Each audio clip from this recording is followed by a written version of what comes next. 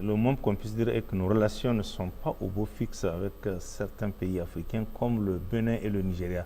Pouvez-vous nous faire le point de la situation et nous dire comment envisagez-vous le futur de nos relations avec ces deux pays? D'abord le Bénin et ensuite le Nigeria. Enfin, peut-être pour être complet, nos relations aussi avec la Côte d'Ivoire. Mais ce que j'aimerais relever, le Niger n'a de problème avec personne. Tant que tu respectes notre choix, tu respectes notre dignité, nous n'avons de problème avec personne. Mais nous aurons toujours des problèmes avec des laquais qui prendront des ordres d'ailleurs pour venir parce que nous appartenons ou nous appartenions à une communauté, nous imposer le dictat. Le Nigeria, je crois en avoir parlé au moment où je devais parler, pour attirer l'attention des autorités, pour dire la France qui vous fait ce large sourire vous conduira inéluctablement aux abîmes. Parce que je sais de quoi j'avais parlé, je sais pourquoi j'avais exposé ce que j'avais exposé, je sais les éléments que j'avais pour exposer ce que j'avais exposé. Mais malheureusement, comme on le dit dans un proverbe Hausa, une guerre où il n'y a pas de volonté, il y a une plante là qu'on appelle le karam-karam. Rien que le karam-karam suffit pour que les guerriers disent que on ne peut pas manœuvrer. Ce que j'avais dit, c'est pour tirer la sonnette d'alarme, pour que les autorités du Nigeria m'entendent. C'est leur choix, ils ont décidé de ne pas m'entendre. Rappelez-vous quand j'avais dit, voilà le nouveau destin auquel la France, à travers ses forces armées, contrôlait nos États, tous sont sortis pour dire c'est un mensonge grotesque. Mais même pas 2 mois après, Macron est sorti. Parce que ce que j'avais dit, il y a des rapports, il y a des écrits. Ça ne sort pas de mon esprit comme ça. Les gens ont continué, et vous l'avez vu récemment, oui. Ils ont signé des accords de défense. Je les avais alertés pour leur dire la France veut s'installer avec ce qu'eux ils ont appelé le Africom de la France, comme ce que les Américains ont fait. Ils ont mis à la tête un général Pascal Yanni, mais c'était un projet de repositionnement des forces de défense françaises. Oui. Ce n'est rien d'autre que ça. Ils n'ont pas cru, ils ont signé un accord pour dire qu'ils vont ouvrir une école de langue. Fils billahi. Comment la France va venir ouvrir une école de langue à Abuja? C'est le français, non? On a des Français qui parlent mieux le français que ces instructeurs-là qui vont leur amener. Moi, je sais de quoi je parle. Ouais. J'étais resté là-bas chez eux. Je vis les instructeurs qu'on mettait à nos dispositions. Donc, je sais de quoi je parle. Donc, si les Nigérians veulent une école de langue française, mais ils sont entourés par des francophones. Qu'on me dise un pays anglophone qui entoure le Nigeria. Il n'y a pas. Ils ne peuvent pas aller au Cameroun, au Tchad, au Niger, au Bénin, un peu plus loin, pour chercher des instructeurs. Non, l'objectif est ailleurs. Mais nous avons fait notre devoir, nous avons attiré leur attention. Ils n'ont pas cru, ils ont fait leur choix, on les laisse avec leur choix, l'histoire jugera. Mais qu'ils sachent que les Français n'ont pas arrêté les manœuvres subversives pour atteindre le Niger à travers le Nigeria. Le 2 au 3 janvier 2026, c'est une équipe des agents français qui qui étaient dans le Zamfara. Ils ont organisé une rencontre dans une forêt qu'on appelle Rugu. C'est, il paraît, le local government ou quelque chose comme ça de Amoussa. C'est dans le Zamfara. Ils n'ont qu'à vérifier, c'est leur pays, c'est eux qui connaissent. Le 2 au 3 janvier 2026, cette équipe française a organisé une réunion avec tous les bandits armés et mercenaires qui écument le Sokoto, le Zamfara et le Kébi. Ont participé à cette réunion, en plus des 5 Français, il y a Maliki de Chirgué. Maliki de Chirgué, c'est un Nigérien, je le connais très bien, d'aventure, pas physiquement, parce que je suis son dossier. Maliki de Chirgué, il est de Gabi. C'est le même qui a fait enlever en 2024 le Majidadi de Gabi. Il l'a fait mutiler. Nous suivions ça en direct. Nous avions dit à sa famille, à travers les responsables de FDS, de ne pas payer la rançon. Parce que Maliki avait donné instruction. Quand la famille va payer la rançon, qui s'élevait à 2 millions, plus une moto et des crédits, lui, il va payer le double aux bandits qui l'ont enlevé, le Majidadi de Gabi, et il va le torturer à mort de ses propres mains. C'est ce que Maliki avait dit. Et malheureusement, la famille n'a pas suivi, elle a payé. Et nous pouvons la comprendre, parce que quand vous avez un membre de votre famille qui est pris en otage, où on vous montre les images de torture, vous êtes obligé. Ils lui ont fracturé les bras avant de l'amener à Maliki. Quand ils l'ont amené à Maliki, il leur a payé comme promis le double de ce que la famille a donné. Il lui a fracturé les pieds, les membres, les fémurs. Il l'a fracturé et il l'a laissé comme ça. Il est mort d'agonie.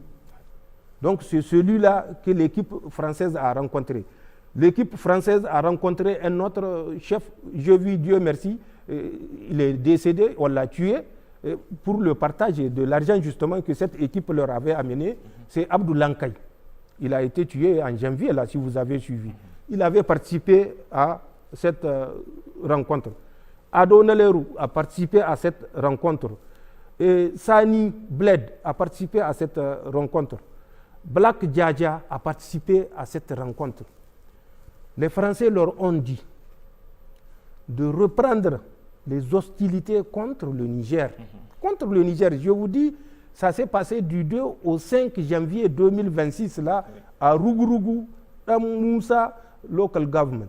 C'est là-bas, c'est dans le Zamfara. Les Nigériens connaissent, moi en tout cas, je dis ce que j'ai dit, et je dis rien qui ne soit pas vérifié.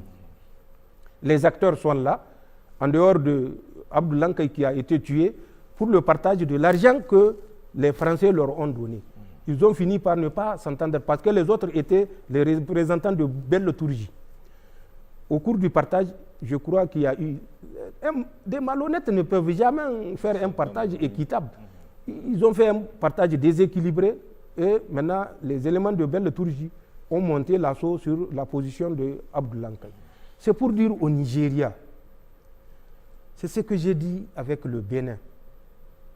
Et c'est la leçon que j'ai retenue de Ali Farka Touré, que son âme repose en paix. Quand tu mets un scorpion dans ta bouche, il faut savoir où garder ta langue. Quand tu mets un serpent dans tes sous-vêtements, la suite, que chacun la devine. Ces pays-là ont mis tout ce que je viens de dire. Tout simplement parce que la volonté, c'est de nuire au Niger. Mais quand tu as le scorpion dans ta bouche, avant de nuire au Niger, c'est à ta propre tête que tu vas nuire. Parce que quand le scorpion va te piquer sur ta langue, je ne sais pas si tu vas en survivre. Et c'est ce que j'ai dit au Nigeria, de faire attention, de faire très attention. Nous avons des éléments, je vous ai donné un cas, Nous avons beaucoup d'autres éléments, mais nous les gardons pour nous parce que c'est notre choix. Et ils ont fait leur choix et qu'ils s'en tiennent à leur choix. Nous voyons les autorités militaires, malheureusement, qui disent que les zones les plus dangereuses sont au Niger. Mais un peu de bon sens. Le Nigeria et le Niger, qui a des réfugiés chez l'autre. Si c'est le Niger qui est dangereux, pourquoi les réfugiés du Nigeria fuient pour venir jusqu'à Niamey? Difa ne leur suffit pas. Maradi ne leur suffit pas. Tawa ne leur suffit pas. Zender ne leur suffit pas. Dosso ne leur suffit pas. Ils sont jusqu'à Niamey. Quand ils font leur relève, moi j'ai fait le Nigeria. J'ai fait des opérations à l'intérieur du Nigeria. De Damasak à Malamfatari, à l'intérieur du Nigeria, ou bien de Baga à Malamfatari, à l'intérieur du Nigeria, ça ne fait pas plus de 100-150 km. Mais quand ils ont des relèves à faire à Malamfatari, du Bornou, ils passent par Menesoroa. Oui. Ensuite, redescendent sur Difa. Ensuite, continuent sur Kabalewa. Et de Kabalewa, ils bifurquent vers Bosso. Et de Bosso, ils traversent la Komadougou pour aller à Malamfatari, à l'intérieur du Niger. Mais puisque le Niger est le territoire le plus dangereux, pourquoi vous faites plus de 400 km sur le territoire le plus dangereux, alors que vous pouvez vous épargner cette souffrance-là en parcourant juste 100 km. Oui.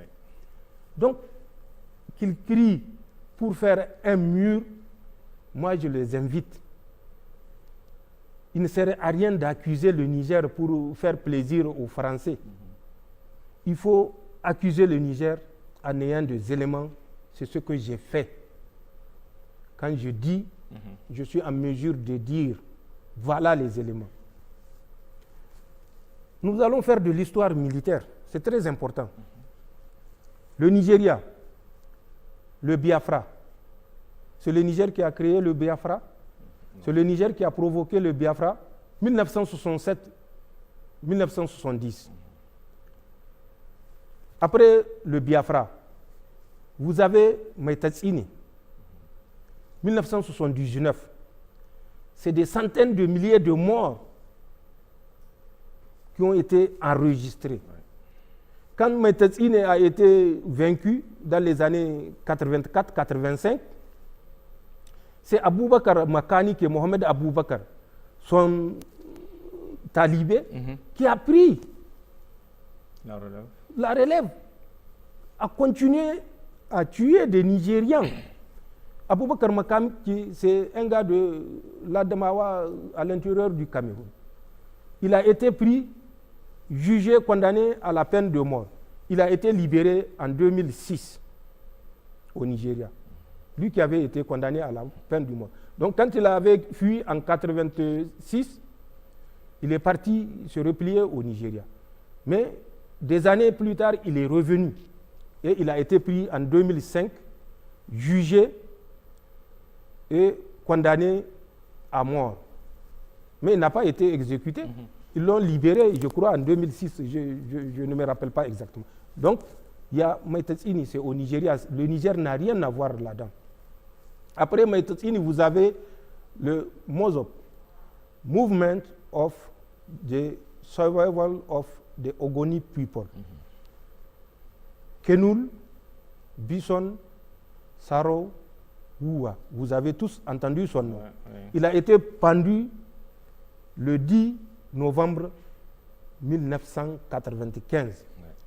Celui qui a créé avec notre professeur Layton, je crois c'est Frédéric Layton, ils ont créé le mouvement pour la survie du peuple Ogoni. Il est né à Bori, au Nigeria. Il n'est pas du Niger. Ils ont conduit ce mouvement-là dans les années 90 jusqu'à ce qu'on le prenne et qu'on le pende le 10 novembre 1995 à Port Harcourt. ce n'est pas un Nigérien. Il n'est pas du Niger, il est du Nigeria. Tous les autres, le secrétaire général du mouvement, Leighton, là, dont j'ai parlé, est du Nigeria. Ce n'est pas un Nigérien. Donc, le Niger n'a rien à voir dans les troubles qui endeuillent le Nigeria. Après le Mozop, donc Ken Saro-Wiwa, où la communauté internationale même s'est mobilisée, nous avons assisté au Mende, où jusqu'ici, Namdou Kanou, il est nigérien. C'est vrai, j'ai dit, les Ibo ont passé par le Niger, mais il y a plus de 3000 ans. Oui. Ils ont passé par le Niger, mais ce n'est pas des Nigériens. Si c'est le fait qu'on est passé par le Niger qui fait qu'on dise que c'est le Niger qui est dangereux, là je le consens, parce que je l'ai reconnu. Mais sinon, ce n'est pas des Nigériens. En tout cas, ils ne sont pas du Niger, ils sont tous du Nigeria. Après lui, le Mende, avec Namdi Kanou, nous avons Boko Haram, avec Youssouf Mohamed. Mais avant même Boko Haram, il y a d'autres mouvements, je n'aime pas parler, vous les connaissez, des mouvements musulmans, où il y avait eu des morts, des tueries. Je ne parle pas de ces mouvements-là.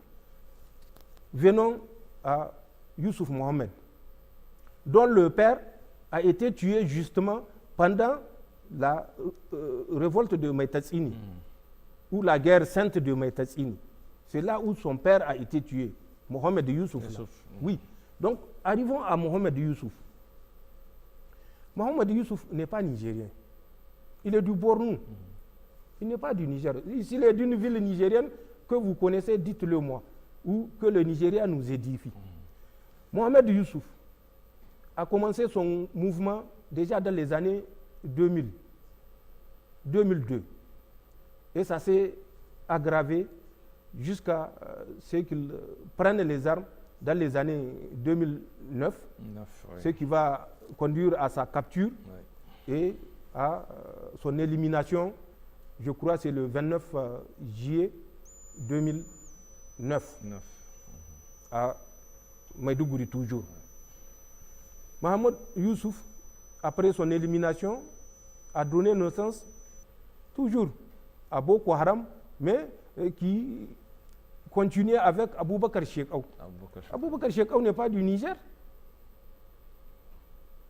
Quand ils se sont divisés par principe idéologique pour créer Boko Haram avec Aboubakar Shekau jusqu'à son élimination en mai 2021, ou bien l'aile du fils de Mohamed Youssouf, Abou Moussa al-Barnawi, Habibou de son vrai nom, Habibou Mohamed Youssouf, mais aucun n'est nigérien. Après la mort de Aboubakar Shekau, c'est Mohamed Ibrahim ou Abou Oumaima qui a pris la relève. Aboubakar Shekau n'est pas nigérien. Mohamed Ibrahim ou Abou Oumaima n'est pas nigérien. Habibou Mohamed Youssouf n'est pas nigérien. Ou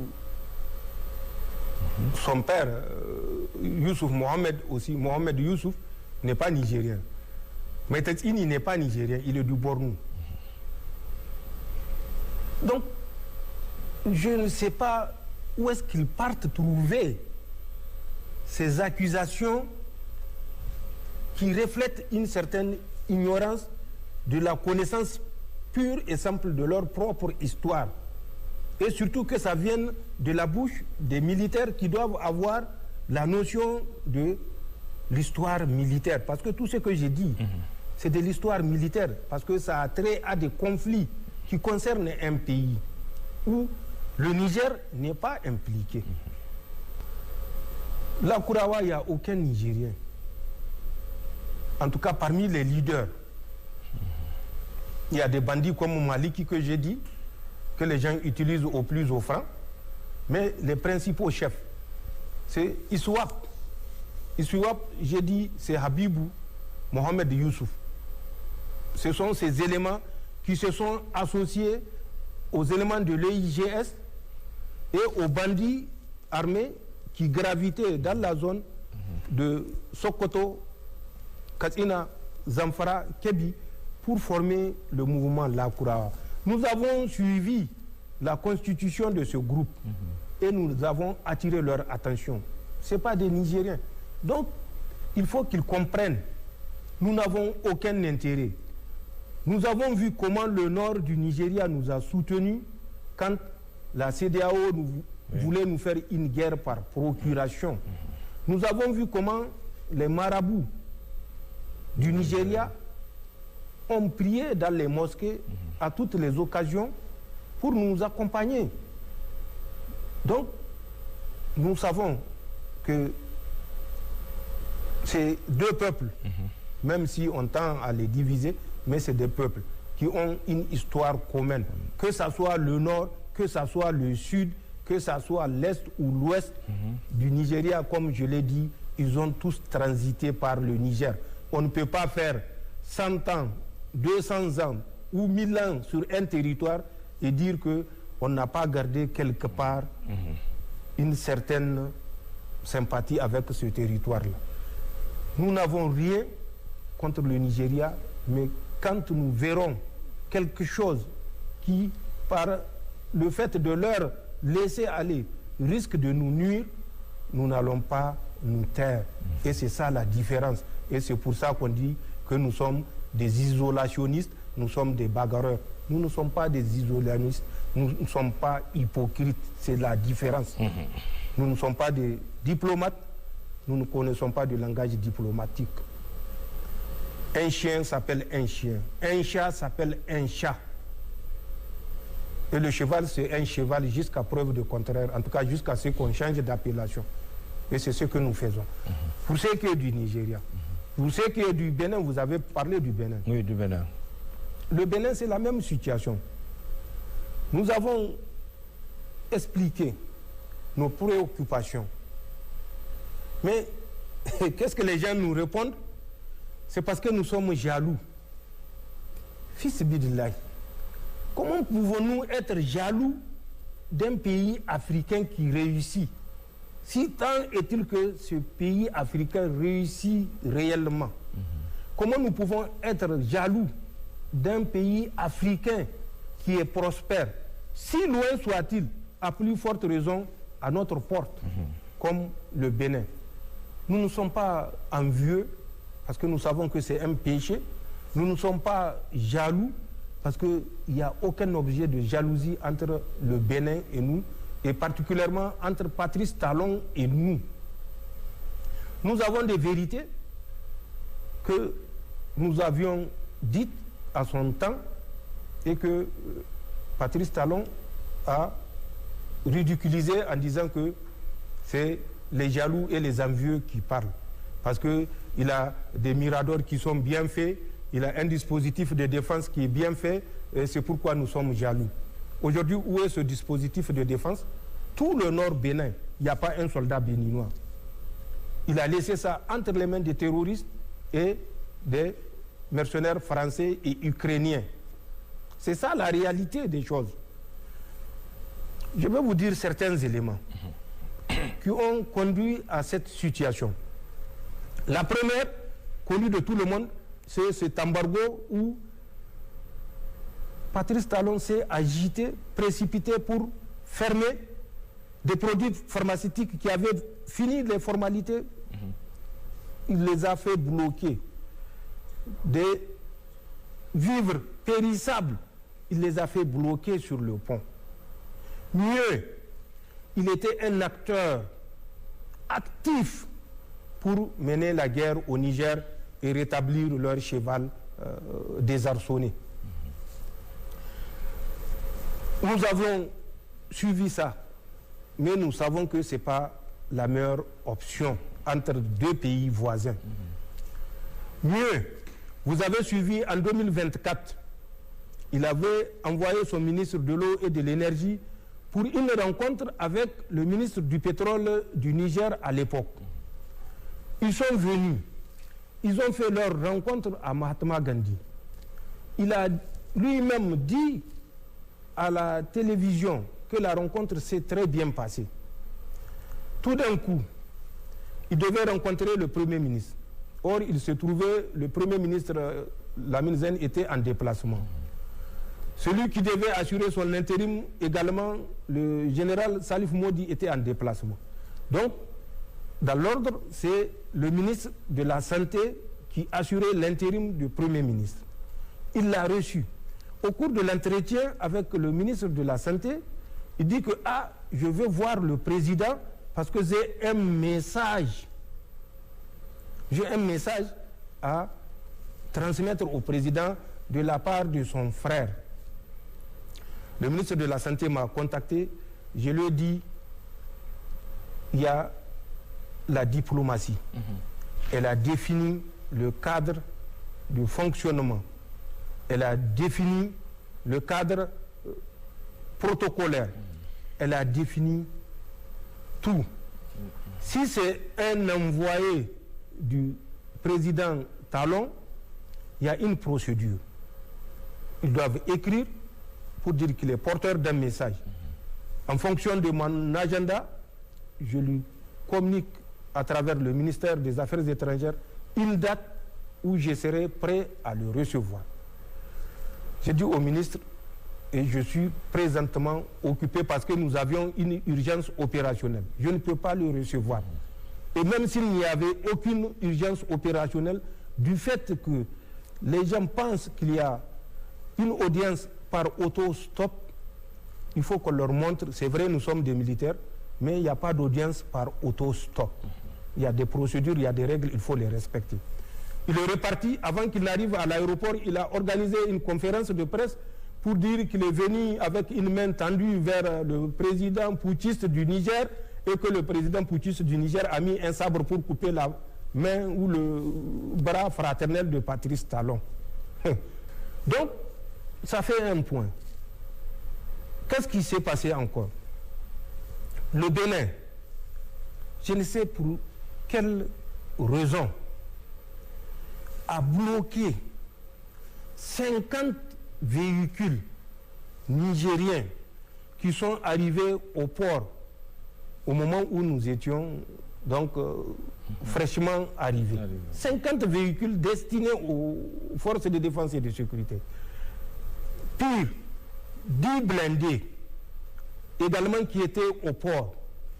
Le Bénin, avec les Français, ont fait disparaître ces blindés-là. 2023. Vous vous rappelez, le Mistral avait accosté le 7 décembre 2023. C'est le Mistral qui est réparti avec ces blindés-là. Ils croient que nous ne savons pas. Nous le savons. Nos 50 camions, ils les ont bloqués pendant 2 ans. Sans raison. Les formalités étaient finies. Nous avions dit, laissez nos moyens rentrer par le Togo. Nous allons les récupérer. Ils ont refusé. Il faut qu'on ouvre impérativement la frontière. Nous avions dit garder, nous sommes en mesure de combattre sans ces véhicules-là. C'est en décembre 2025 là qu'ils ont libéré les véhicules. 50. Mieux, le Bénin, avec lequel on était pourtant en échange permanent à travers les ministères, le ministère des Affaires étrangères du Niger et le ministère des Affaires étrangères béninois, et les deux ministères, le ministère du pétrole du Niger et le ministère de l'eau et de l'énergie du Bénin, avaient décidé, contre toute logique, contre toute raison,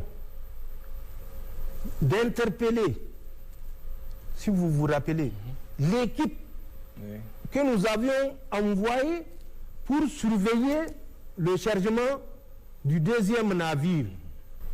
Ils les ont interpellés. Ils ont dit que c'est des terroristes qui sont rentrés au Bénin.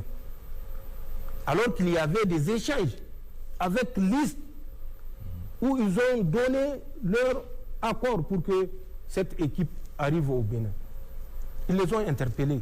Ils les ont envoyés dans les prisons de droit commun avec des grands criminels, dont la DGA de Wapko, une dame qu'ils ont incarcérée avec des dames qui étaient impliquées dans le gangsterisme, dans le trafic de drogue, dans les crimes les plus sévères, les plus graves. Cette dame-là a été condamnée par le Bénin. une autre provocation. Ils ont passé un jugement, ils ont été libérés, condamnés avec sursis. Une autre provocation. Le Bénin, on ne sait par quelle gymnastique, découvre que des diplomates nigériens sont tout d'un coup des malfrats. Et le Bénin décide de les expulser. Encore, le Bénin décide d'expulser un autre compatriote, je crois, qui travaille dans le secteur de l'ASECNA. Comme ça, hein. 72 heures pour quitter, persona non grata, n'est-ce pas? Oui. 72 heures pour quitter. C'est la même chose qu'ils ont faite avec nos deux diplomates. Tout simplement parce qu'ils sont du domaine de la sécurité. Donc, face à des agissements comme ça,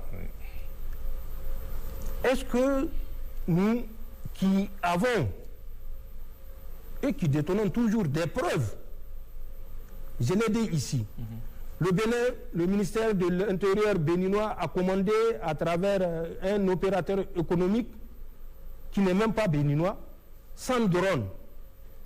Les 100 drones-là, quand ils sont venus, ont été distribués aux terroristes. L'armée béninoise ou les forces de défense et de sécurité du Bénin ne les ont pas utilisés. Je l'avais dit. Nous avons des éléments. Le Bénin, les Français que nous avons expulsés de notre territoire à travers le Tchad se sont retrouvés le même semaine au Bénin. Vous croyez que c'est pour le bien du Niger qu'ils vont tout faire pour se retrouver au Bénin? Le Bénin, où, je l'avais dit, il y avait les forces spéciales, ils sont sortis pour dire que c'est la jalousie. Mais Macron n'était pas sorti pour confirmer. Et qu'est-ce qui a été dit? Est-ce qu'ils sont revenus s'excuser? Le Bénin, où l'ambassadeur, vous vous rappelez, en février 2025, était à Gaïa, il a dit à la population de Gaïa et la population de Malamville de collaborer. Oui. Nous sommes des frères. Il faut qu'on apprenne à pardonner. Le mot pardon là qu'il a dit, Patrice Talon l'a fait traverser par natation pour dire qu'il lui a dit qu'il y a le pardon entre le Niger et le Bénin. Et particulièrement entre les autorités du Niger et lui. Ils l'ont rappelé. Si vous vous rappelez de ça, ça s'est passé en février 2025. Le Bénin, actuellement, héberge les bases de déstabilisation, je le dis et je le répète. Ils vont dire que c'est faux, ils sont habitués à dire que c'est faux, mais ce que nous disons, nous ne sommes jaloux de personne. Ce n'est pas la peine de donner la même version, toujours ils sont jaloux, ils sont jaloux. Non, combattez les arguments par des arguments. Ils ont dit qu'ils ont des instructeurs au Bénin. Il n'y a pas de force. Même Macron qui est sorti pour dire qu'il y a des forces spéciales là, il a menti. Même s'ils ne sont pas sortis pour dire qu'il a menti parce qu'ils n'ont pas le courage de le faire. Mais je le rappelle, le Bénin nous a accusés d'être instigateurs de leur mascarade du 7 décembre 2025. Oui. La tentative de coup d'État, il paraît, et qui s'est déroulée avec le colonel Pascal Tigri. Quel est l'élément de preuve? Ils disent que 2 jours avant, nous avions retiré des conteneurs, donc des camions, des trailers, des camions remorques, qui servaient de barricade entre nous et eux. C'est ça que nous avions conservé avec, bien sûr, des forces pour sécuriser l'obstacle jusqu'à date. Le propriétaire de ces camions-là a intenté un procès au ministère de la Défense où on lui a donné raison. C'est vrai, on nous accuse d'être des putschistes, mais nous ne méconnaissons pas le droit de nos citoyens. Oui. Et avec astreinte de 1 million de francs CFA chaque jour, si on ne libère pas ces moyens-là. pour que le Bénin ne pense pas qu'on est lié à un futur coup d'État qui va se passer, on va continuer à payer les astreintes de 1 million de francs CFA par jour. Nous avions retiré et nous avons fait ce que nous savons faire le plus. Nous avons remplacé ces véhicules par ce qu'on appelle des ESCO. Donc, que nous avons remplis avec des matériaux et que nous avons utilisés pour reconstituer ce mur défensif protecteur pour nos troupes. 2 jours après, Tigri a fait ce qu'il a fait et ils se sont répandus pour dire, jusqu'à aujourd'hui, dès qu'il y a une audience, c'est le Niger qui a tenté de renverser Patrice Talon. Tout simplement pour avoir la sympathie de l'Occident. Mais quand vous mentez là, ceux à qui vous mentez, peut-être par politesse, vous écoutent. Mais sachez que Allah existe. Et même s'ils ne croient pas en Allah, ils croient au vaudou. Le Dieu du vaudou là existe. Nous savons que nous ne connaissons même pas, comment il s'appelle, Pascal Tigri, même de nom, avant le 7 décembre. Nous ne le connaissons pas de nom. Dieu nous est témoin. Et je veux que Patrice Talon sorte pour dire que Dieu lui est témoin que nous connaissons Pascal Tigri. Donc, ça n'a rien à voir. Mais c'est un narratif qu'on continue à diffuser. Non, on a vu son avion. Regardez. L'action s'est passée à Cotonou. Et il paraît, Pascal Tigri, il était même de la garde, je crois, présidentielle. Ou de la garde républicaine. En tout cas, il fait partie des forces spéciales.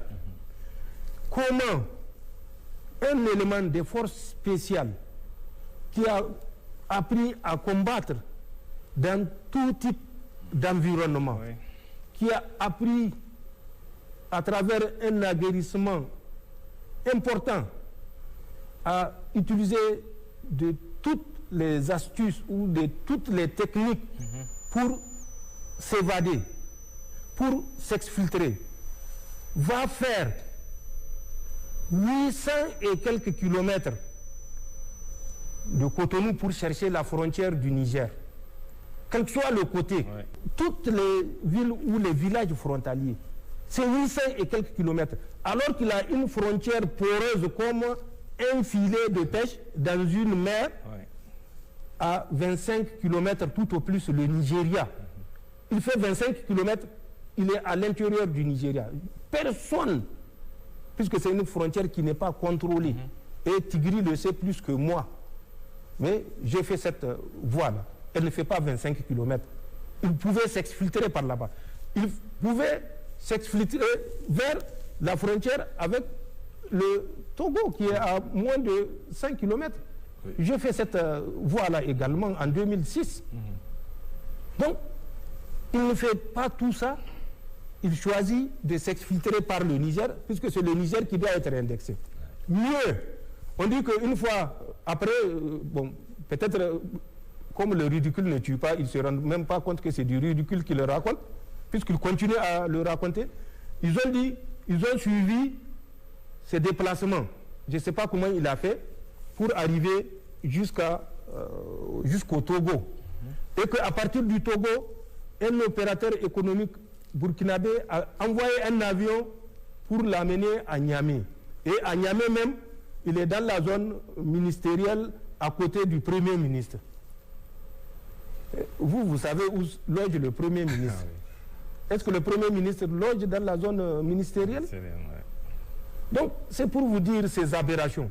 Et ce sont ces aberrations qu'ils sont en train de répéter à tous les visiteurs. Ils organisent même des visites guidées. Mais que Patrice Talon sache que nous avons pris notre destin en main. Qu'ils disent que notre territoire est un boulevard pour les terroristes, nous avons 1 267 000 km². Le Bénin, c'est la plus petite région, c'est Dosso, 114 000 km². C'est Dosso. Nous arrivons à sécuriser, malgré tout, malgré les défis, malgré les complicités, notre territoire de 1 267 000 km². En quoi nous pouvons être jaloux de l'incapacité du Bénin à contrôler 114 000 km²? Tout le nord est entre les mains des terroristes. Quelle est notre bassesse pour être jaloux d'un système pareil? Il ne serait à rien de verser toujours des mensonges aux citoyens. Le mensonge a beau courir, la vérité finira par le rattraper. Nous n'avons rien contre le Bénin. Je l'ai dit, je connais l'histoire. Même lui, le prince Kondo dont il se réclame, le plus proche Kondo de nous que de Patrice Talon. Il n'a qu'à aller se renseigner. C'est Béhanzin, le prince Kondo, là, c'est lui, le Béhanzin, le dernier qui est mort en Algérie. Du fait de qui? De la même France. Oui. Déporté avec sa famille. Je dis une fois et une dernière fois à Patrice Talon, nous savons le degré d'implication, de complicité qu'il a pour nous déstabiliser. Mais ce faisant, il ne fera du mal qu'à son propre peuple. Les Français disent qu'ils ont des instructeurs. Je vais vous dire le matériel de transport que les Français ont au Bénin. Ils ont 13 avions de transport stratégique, de transport tactique, de reconnaissance, de guerre électronique, de poste de commandement. Pour seulement une vingtaine d'instructeurs, 13 avions. Et j'ai dit mieux à Patrice Talon, ce que je sais et ce que je tiens à lui dire. Parmi ces 13 avions, il y a 5 qui sont des Beechcraft. Il y a 2 Beechcraft King Air 350. Il y a un Beechcraft King Air 300. Il y a un Beechcraft 350. Pas King Air, Beechcraft. Il y a un Beechcraft 1900 Delta. En plus de ces 5 Beechcraft qui font de la surveillance, qui font de la guerre électronique, qui font de l'écoute, qui font du transport moyen, une quarantaine de passagers, qui font office de PC de commandement aérien. Ils ont 3 A330, qui sont des avions de transport stratégique, dont un A330 Mike Romeo Tango Phoenix. Cet avion fait non seulement du transport stratégique, mais il peut faire également l'évacuation sanitaire. En plus de ces A330 qui sont 3, dont j'ai dit un Mike Tango Phoenix, ils ont 2 C-130, dont un C-130 Juliette. Ce C-130 Juliette, il fait du largage, il fait du transport tactique, il fait des posées d'assaut. Le deuxième C-130, il fait du transport tactique, il fait les posées d'assaut. Ils ont des types d'avions de reconnaissance qu'on appelle des avions légers de reconnaissance, ALSR. Ils ont 2 ALSR Bravo Echo 300.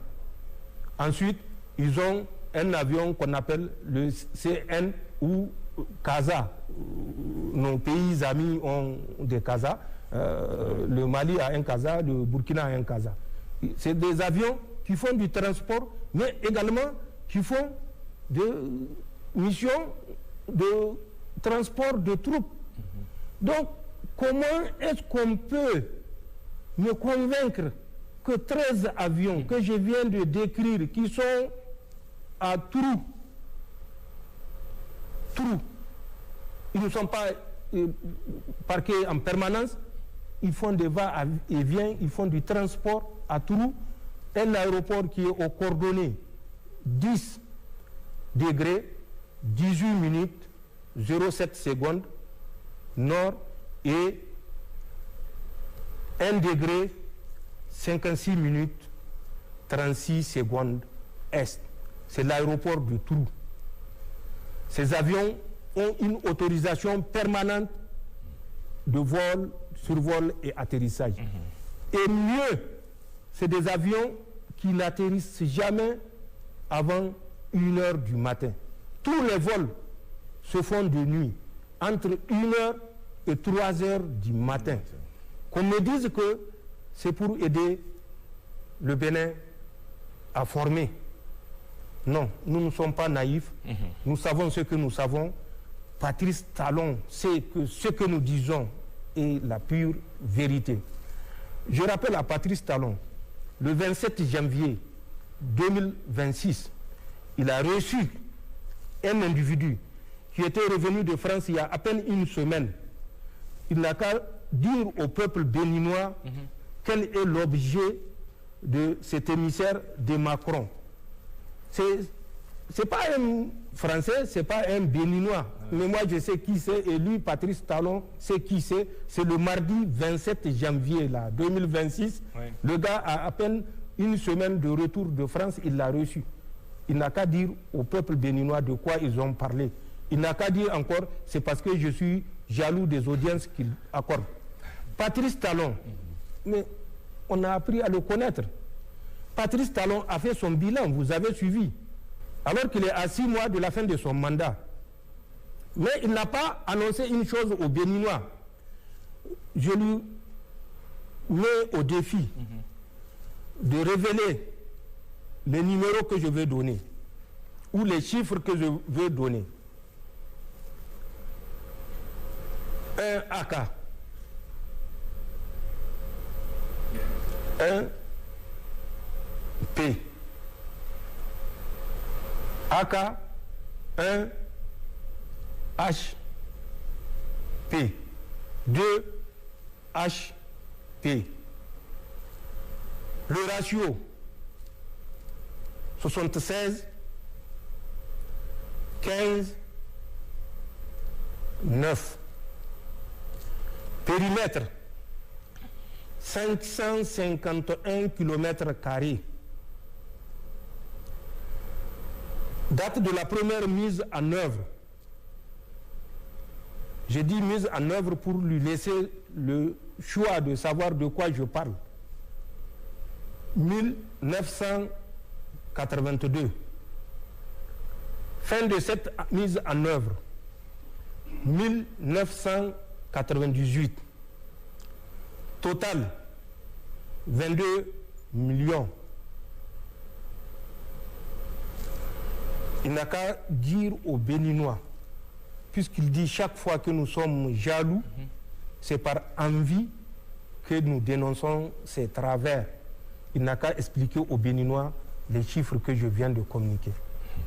Pour la Côte d'Ivoire, je ne m'attarderai pas. La Côte d'Ivoire, au moment où personnellement j'étais en Côte d'Ivoire, beaucoup d'Ivoiriens avaient fui la Côte d'Ivoire. J'étais en Côte d'Ivoire avec la mission de la CEDEAO, la MICESI. J'étais en Côte d'Ivoire avec la mission des Nations Unies, le 4 avril 2004. Je suis le premier commandant de bataillon nigérien qui a conduit les troupes nigériennes.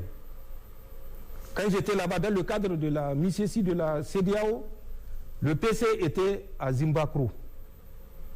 C'est à côté de Yamoussoukro, à quelques kilomètres de Yamoussoukro.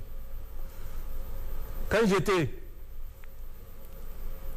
passé aux Nations Unies, j'avais mon bataillon qui est déployé dans le centre. J'avais mon PC à Prix-Cros. J'avais des éléments à Famion-Cros. J'avais des éléments à Adiapi-Cros. Voisins de Bonguera, ils savent ce que c'est Bonguera. J'avais mon PC à Prix-Cros dans un premier temps. Ensuite, à Daou-Cros dans un deuxième temps. Ce sont mes éléments avec une section du Ghana qui avait intervenu quand il y avait eu le massacre suite à une embuscade à Korogo, dans la région de Korogo. Je me rappelle, ça doit être en juin ou juillet 2004. J'ai effectué des missions sur le territoire ivoirien pour la paix en Côte d'Ivoire parce que nous étions convaincus d'un idéal. J'ai traversé des cours d'eau que je suis sûr 80% des Ivoiriens n'ont pas traversé. Le Nzi, le Komoé, le Bandama. Nous étions au lac Kossou, non loin également de Yamoussoukro. J'ai parcouru de Daoukro. J'étais jusqu'à Man. De Man, j'étais jusqu'à Odjene. Je suis revenu par Man pour remonter sur Danane, traverser la frontière avec un pays que je ne citerai pas, mais qu'ils savent, à partir de Danane, dès que vous sortez, il y a un pont. J'ai traversé dans le cadre de la mission. Au retour, j'avais pris la côtière par tout le pleu pour revenir à Dalawa, puisque j'avais passé à Dalawa.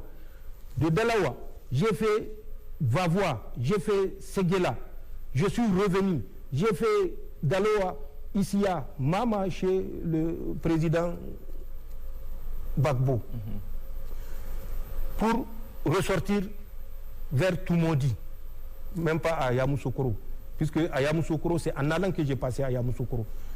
J'ai fait Daoukro jusqu'à la frontière de Bondoukou, à la frontière du Ghana. J'ai fait de Daoukro jusqu'à Abidjan, où certains qui crient aujourd'hui étaient incapables de mettre pied à Abidjan au moment où on était à Abidjan. Ou au moment où c'était les forces françaises qui pillaient la Côte d'Ivoire. Les soldats français ont pillé la banque centrale de Korogo, de Bouaké, et toutes les grandes villes où il y avait des dépôts. Ils transportaient par millions, par dizaines de millions, centaines de millions de francs CFA.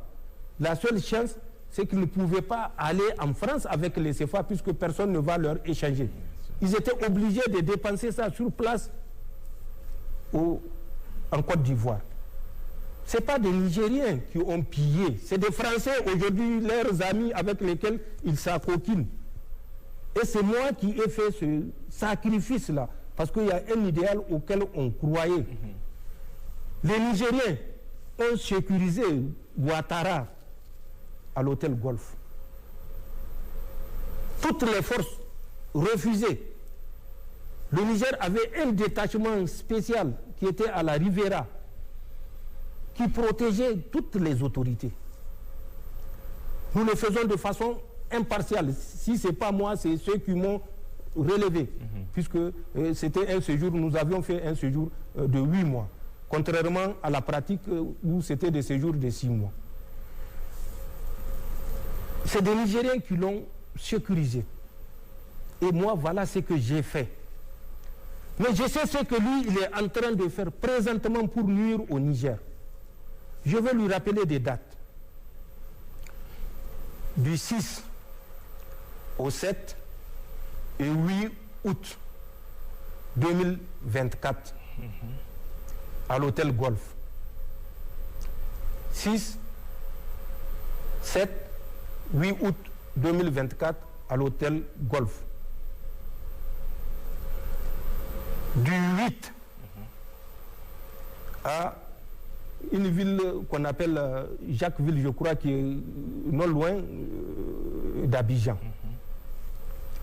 Du 28 au octobre au 27 novembre au 43e Bima. Je donne des dates. Il vérifie ce qui s'est passé pendant ces périodes que je suis en train de citer. Juillet 2025 à Korogo, 4e région. Mai, juin, jusqu'à la date d'aujourd'hui, au camp, l'ancien camp du 3e bataillon de Bouaki. Il vérifie ce qui s'est passé et ce qui se passe.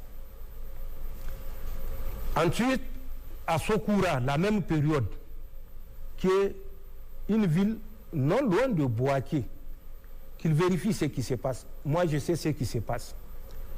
À Congo, à la frontière avec le Burkina, qu'il vérifie ce qui se passe. Moi, je sais ce qui se passe et lui, il sait ce qui se passe. Le mois de décembre, fin décembre 2025, les multiples rencontres qui ont eu lieu avec des dates, j'ai les dates. Lui-même, il a participé.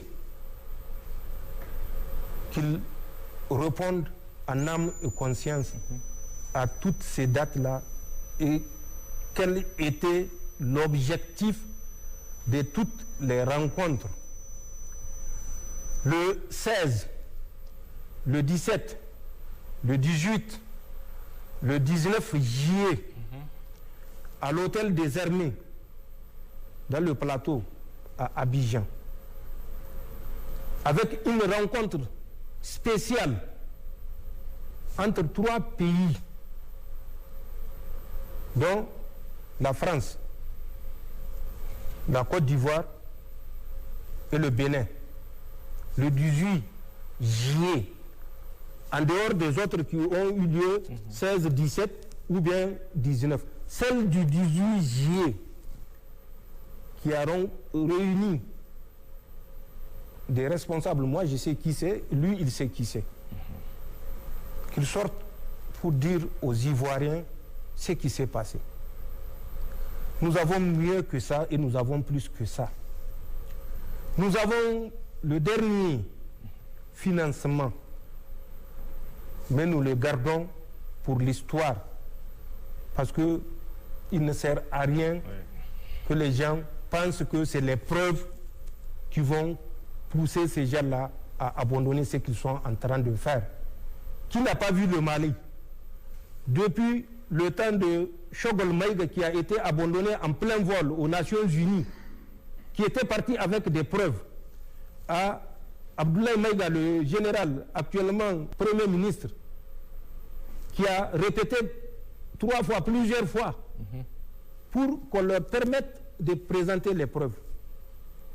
Dites-moi qui s'est toujours opposé. N'est-ce pas la France qui a mis son droit de veto? C'est la France qui a mis son droit de veto. Mais nous savons, et il faut que les Nigériens comprennent, en plus de ce que nous disons avec précision, date, heure, lieu, coordonnées géographiques, acteurs, montant. Pour les montants, je reviens à Patrice Talon. Décembre 2024, il a donné 90 millions à Takou Bokoy. 90 millions. Décembre 2024. Je sais pourquoi il a donné les 90 millions. Mais il n'a qu'à demander à Takou Bokoy si l'usage qu'il a fait des 90 millions est celui que Patrice Talon lui avait demandé. Takou Bokoy a remis cette somme au cours d'une rencontre à Abuja du 8 au 9 décembre 2024 pour l'achat de 700 motos dont 500 motos au profit du GININ et 200 motos au profit de l'EIGS. Ça s'est passé du 8 au 9 décembre 2024. Et dans le bureau d'un assistant que je sais et que lui, il sait, et réunion au cours de laquelle des acteurs ont pris part que je connais et que lui, il connaît. Mais l'objectif pour lequel, je rafraîchis la mémoire à Patrice Talon, pour lequel il avait donné les 90 millions, c'était dans un montant plus global de 300 millions. C'était destiné au versement aux terroristes qui sont en train de mener des actions dans le W et la Pendjari. Tokou Bokoy a détourné cet argent-là parce qu'il l'a versé comme participation pour l'acquisition de 700 motos. Si vous avez remarqué, le 31 décembre 2024, le contrat qui liait Patrice Talon aux terroristes, pour lequel il versait cet argent, est arrivé à terme. Le 8 janvier, au moment où même le chef d'état-major était en déplacement au Tchad, le chef d'état-major béninois, il y a eu une attaque qui a fait une dizaine de morts. Ensuite, quelques mois plus tard, en avril, le 17 avril, il y a eu une grande attaque où il y a eu 76 morts. C'est parce que les terroristes ont refusé de reconduire la trêve pour laquelle il avait versé les premiers 90 millions et où il restait 210 millions pour faire les 300 millions. Parce qu'ils ont dit qu'ils ont constaté que Patrice Talon ne respecte pas ses engagements et qu'ils ne vont pas reconduire la trêve. Amen. Il n'a qu'à nous dire pourquoi il s'est déplacé. Moi, je ne le dirai pas. Parce que j'ai honte de ce qui se passe. C'est ça la différence avec nous. Nous avons pris notre destin en main. Nous ne comptons plus sur quelqu'un pour nous assumer. On va nous dire, ah, vous avez des Russes avec vous. Mais qui a vu ces Russes en opération sur le terrain? Ils ont leurs informateurs sur notre territoire. Ils n'ont qu'à nous le dire. Nous avons récupéré notre liberté d'action. C'est ça la différence avec Patrice Talon qui a perdu sa liberté d'action. Aujourd'hui, l'armée du Bénin ne peut pas être présente dans le nord Bénin. Et de quoi on peut être jaloux? On ne sera jamais jaloux d'un pays frère. On ne sera jamais jaloux de nos frères. Mais si c'est la jalousie, c'est peut-être Talon qu'il a dans son cœur et il pense que tout le monde est comme lui. Lui qui pensait pouvoir nous asphyxier s'est retrouvé avec une noix de coco dans la gorge. Il n'a qu'à se débrouiller avec. Il n'a qu'à répondre aux questions que j'ai posées. Alassane Ouattara, j'ai donné des indications. Je crois avoir fait suffisamment. Les preuves, ce n'est pas ce qui manque, mais il y a des preuves que nous n'exposons pas pour ne pas exposer. Donc voilà ce qu'il y a entre ces pays. Il n'y a pas de haine particulière pour ce que nous avons fait pour ces pays-là, même si aujourd'hui ils sont amnésiques et ils oublient ce que nous avions fait pour eux. Mais Allah est là et il est le juge, le plus sage des juges. Nous ne voudrons jamais que les Béninois, les Ivoiriens ou les Nigérians soient en difficulté. Ça, jamais. Mais nous n'accepterons jamais la politique qui a pour visée de collaborer par soumission servile pour nous soumettre. Nous avons fait un choix, la liberté d'action. Ce choix est irréversible. Voilà ce que je peux dire par rapport aux relations que nous entretenons avec ces pays-là.